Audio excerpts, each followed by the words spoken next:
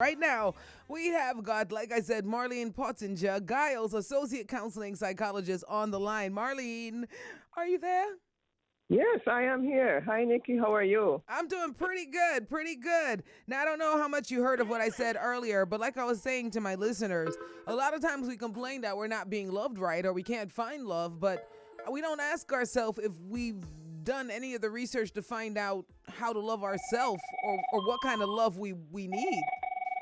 That is correct. Yeah. So, how can we take those steps to that journey?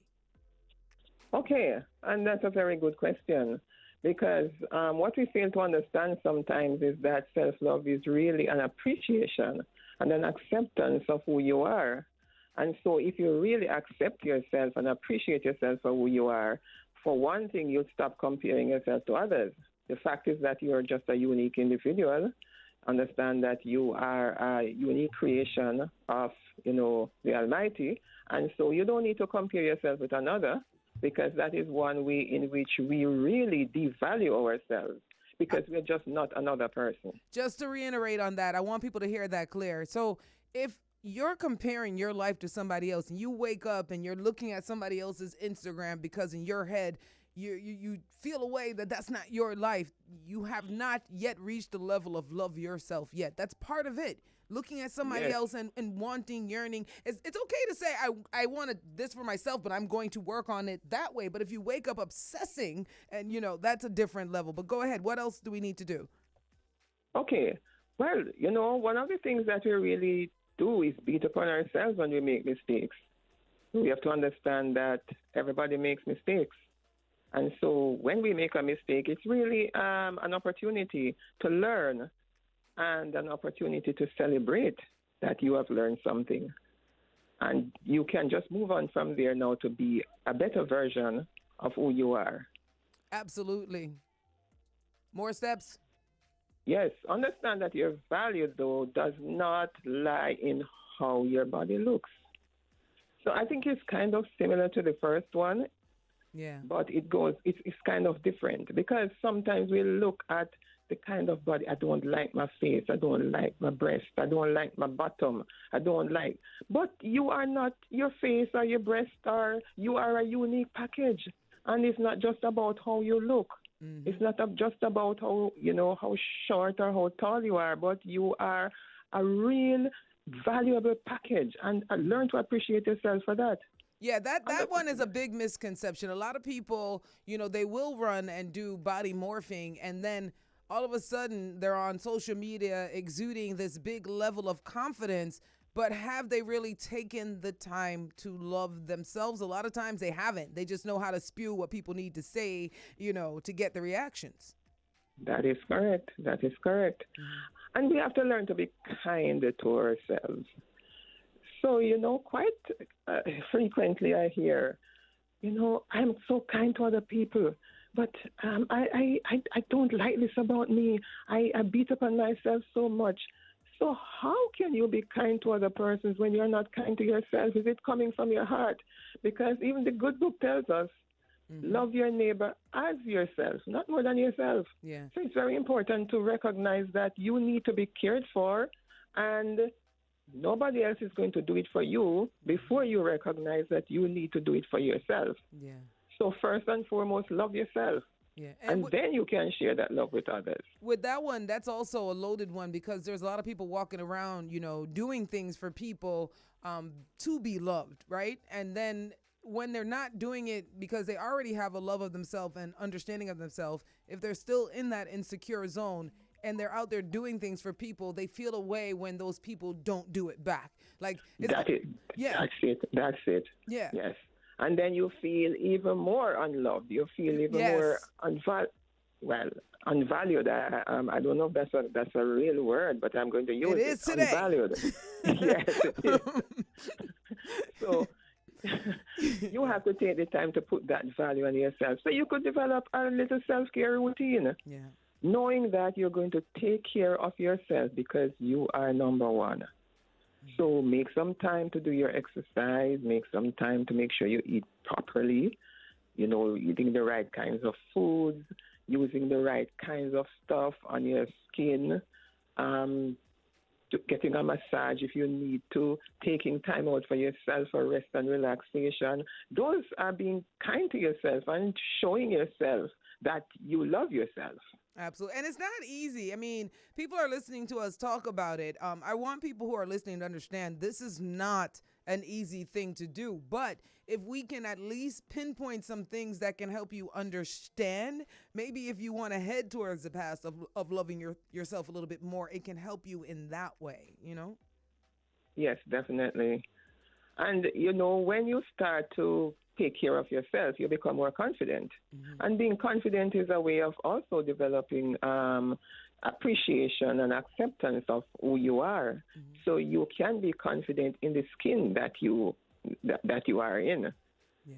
I want you to talk to a special group of people. I want you to talk to the group of people who have dedicated their lives to other people, like, single moms or the dad who just instantly went into 2-3 jobs to feed his family. I want you to talk to those people who never really took time for themselves to just, really figure out who they are. How do they start to take those steps to really self-loving themselves, but still, do what you do, love your family, but remember who you are and take some time, because a lot of times people burn out because they don't do that. Yes, and that's a very important point. And, when you take a flight, and I think that most persons have an idea of what that is, you're going on an airplane. Yeah. And one of the first things that you're told is that if in case of any problem, there is an oxygen mask, wherever over the cabin there or wherever it is. Yeah. Put it on your face first. Mm-hmm. Even if you are with a small child, they'll tell you that. Mm-hmm. There's a reason for that. Because they know that if you are not fit enough, then you cannot take care of someone else. Exactly. And that child is not old enough to take care of themselves, so they need you to be at your best. That is correct. That is true. And so when we are giving to everybody else, the child, the spouse, the clients, the patients, whoever it is, you can only give from what you have. And so if you don't give yourself that love, that attention, that extra bit of what you need to give you the energy to go on, then you will not be able to serve those who you claim that you love. So there's a concept in our society that when you give yourself, when you do things for yourself, okay, so you have $1,000 and you decide that, you know what, I'm going to use $500 to do something special for myself today. You may be criticized to say, imagine she have no money and this is what she's going to do. She's not going to look after the picnic. Mm-hmm. But you are doing that so that you can have more to give to this child. Yeah. So it's very important that we take care of ourselves. Those of us who are in the serving industry, or even looking after family members, as you rightly said, that if you just keep giving and giving and giving, you're going to become burnt out. Then you're going to become so irritable. You have no energy. You don't want anybody to talk to you. You approach them, even if you're going to do the routine, mundane task, you approach them with this sulkiness. Mm-hmm. That is really not even meaningful because you have been dried out and you have nothing to give.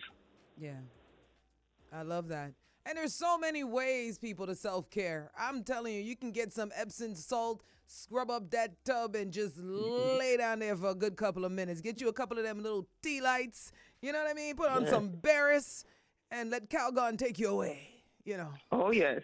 Or even just sitting down for a few minutes and just taking some nice deep breaths and say, it's nice to be with me for a moment. Yeah. And there's something very important that I don't think I want to leave without saying it. Okay. We have to be prepared to let go of the toxicity in our lives. You have some people around you that they will just drain you. And you have to know that, guess what? I have to find a space outside of their space. Yes. Because I love myself. All right. Before you go, I want you to address one more group of people out there. People who might have grown up in a home where they didn't exactly get the right kind of love. Not to say that they weren't loved, but maybe a lot of times it was the family that constantly insulted them, like why is it dark? Why is it black? Why is it fat? Or how come you haven't done this with your life yet? And those people, a lot of times they never had any root of knowing what self-love is. How do they start their journey? I want to say that, that's quite a traumatic situation for many persons, especially when it goes on for a long time. And sometimes those persons need professional help. Mm-hmm. So it's very difficult to just move on your own. Mm-hmm. But if you can find it within you, just remind yourself, start telling yourself that you are special. You can just, write little tips around the place, whether you're going to put it on your phone, on your computer, over your bed, on your dressing table, something to say, I'm special, I love myself, I deserve that which is good. Even though, people said this to me, I now can appreciate that this is who I am. And just to learn, take your time and start doing things for you. Yeah. Things that will make you feel better about yourself. Mm-hmm. So things that you can do well, start at that. Start doing those things, and you develop the confidence to do the more difficult things. But as I said, it's not necessarily an easy journey, especially if this is something that you've faced for a very long time. And of course, we are all different. So some persons will be impacted more by this kind of situation. Don't be afraid to seek professional help. Absolutely, absolutely. And even if, you can't afford a psychologist, maybe your pastor, or just maybe somebody in your community, somebody who you feel at ease to talk to. That is the best way for sure. I want to thank you so much for your time. Can you let our listeners know where they can find you in case maybe they want to come to you for counseling? Okay, well, I can give a cell number out. I work at one of the universities, so I don't know. Well, they could just call me. They're not free to just walk into the session.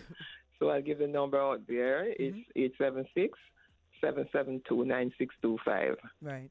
And just so all the listeners out there, you are not what people defined you as. You are who you want to become. So just like she said, start looking for things that make you feel happy. And you'd be surprised. You might end up bucking yourself into a brand new career and a brand new beginning for your life. Everybody is special. You just have to find what's special about you.